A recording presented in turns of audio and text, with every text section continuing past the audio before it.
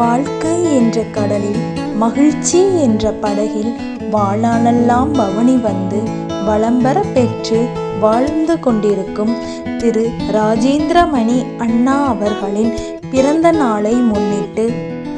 SMT Rajeswari அம்மாள் அறக்கட்டளை மற்றும் கமலா நடராஜன் அறக்கட்டளை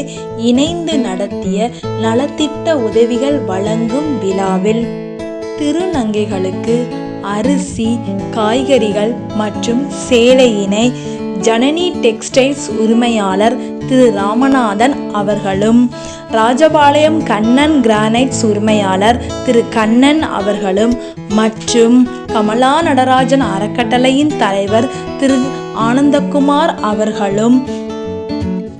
தங்களது திருக்கரங்களால் வழங்கி இன்புற்றார்கள்.